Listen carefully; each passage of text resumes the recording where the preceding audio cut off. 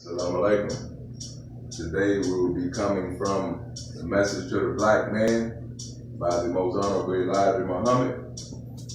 We'll be coming from the original man section entitled Help Self, What Must Be Done with the Negroes. Since our being brought in chains to the shores of America, our brain power, labor, skills, talent, and wealth have been taken, given, and spent toward building and adding to the civilization of another people. It is time for you and me, the so-called Negroes, to start doing for ourselves. We must not let our children be as are we, beggars of another man for his home, facilities, clothing, food, and the means of providing a living. Man depends on land for the necessities, food, clothing, and shelter for survival. A prime requisite for freedom and independence is having one's own land. There can be no freedom without a people having their own land. The acquisition of land has been the factor for more wars than any other cause. Economists agree that in order for any type of nation or system, capitalism or communism, democracy or totalitarian, or what have you, to exist and have a degree of independence, there must be ownership of land. The so-called Negroes are without a state they can call their own. We have nothing to show for our more than 310 years of forced slave labor and more than 100 years of our free servitude to our slave masters' children. We were brought here to work. We have worked. We are still the workers. Some of us say, what will we do if we do not work for the white man?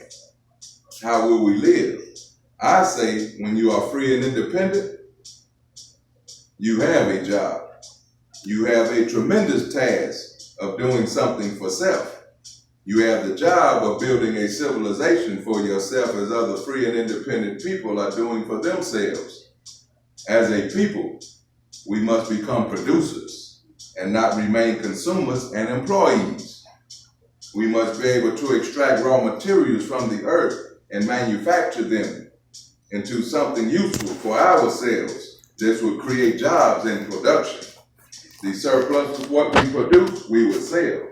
This would develop a field of commerce and trade as other free and independent people whose population is less than that of the 20 million so-called Negroes who are dependent in America. We must begin at the cradle and teach our babies that they must do something for self.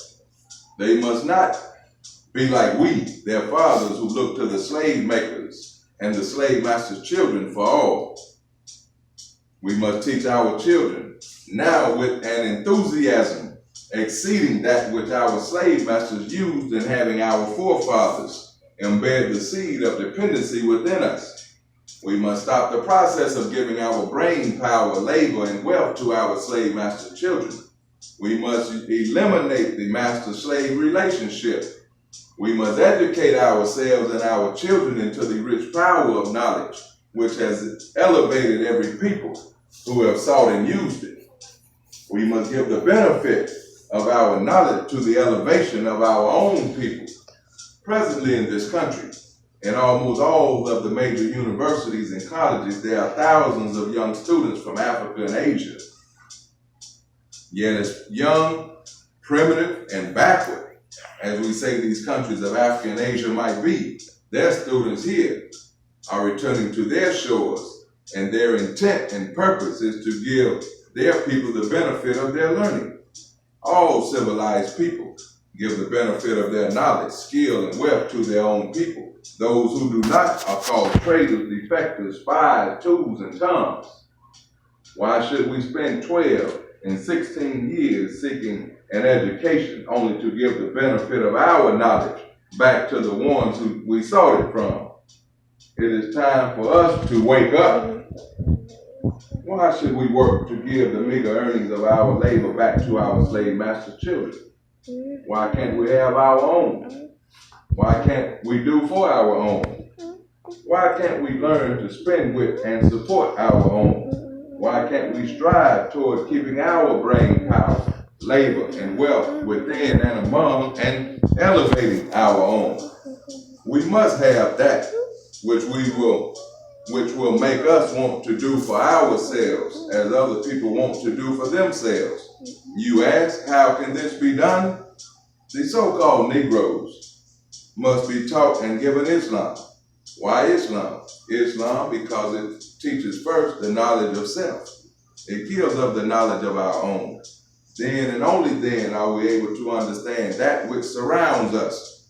Now, know thyself is the doctrine Socrates espoused, and this is the base of the educational system in America.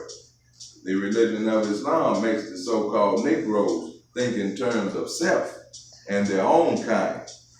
Thus, this kind of thinking produces an industrious people who are self-independent. Islam is actually our religion by nature. Allah is the proper name for God. Islam is not a European